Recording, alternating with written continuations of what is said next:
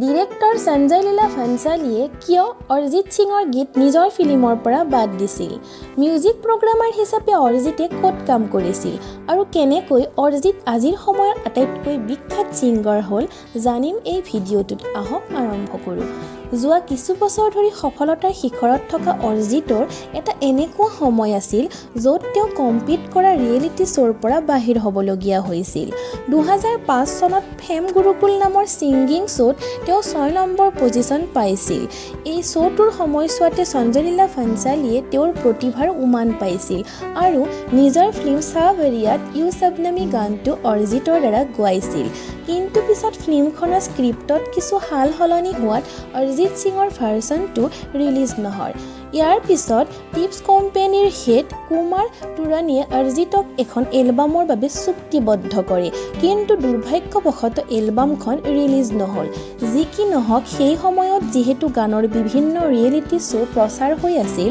অৰিজিত সিঙে আন এটা ৰিয়েলিটি শ্ব'ত ভাগ লয় আৰু এইবাৰ তেওঁ বিজয় হয় এই শ্ব'টোত 10 লাখ টকা প্ৰাইজ মানি লাভ কৰি অৰিজিতে নিজৰ মুম্বাইত থকা ভাড়াঘৰতে এটা ৰেকৰ্ডিং ষ্টুডিঅ' খুলি লয় এনেদৰে মিউজিক প্ৰগ্ৰামাৰ আৰু মিউজিক প্ৰডিউচাৰ হিচাপে তেওঁ বলিউডৰ নামী সংগীত পৰিচালক শংকৰ এহছান লয় মিথুন বিশাল শেখৰ প্ৰীতমৰ সৈতে কাম কৰে 2010 চনত সংগীত পৰিচালক প্ৰীতমৰ সৈতে মিউজিক প্ৰগ্ৰামাৰ হিচাপে কাম কৰি থকা সময়ছোৱাতে কেডি নামৰ এখন তেলেগু ফিল্মত অৰিজিতে প্ৰফেশ্যনেল প্লেবেক ছিংগিং কৰিবলৈ সুবিধা পায় 2011 চনত মিথুনৰ পৰিচালনাত মাৰ্ডাৰ টুৰ ফিৰ মোহাব্বত আৰু প্ৰীতমৰ সংগীত পৰিচালনাত 2012 চনত এজেণ্ট বিনোদ ককটেল বৰফি আদি চিনেমাত তেওঁ কণ্ঠদান কৰে ইমৰান হাছমিৰ চাংঘাই ফিল্মখনৰ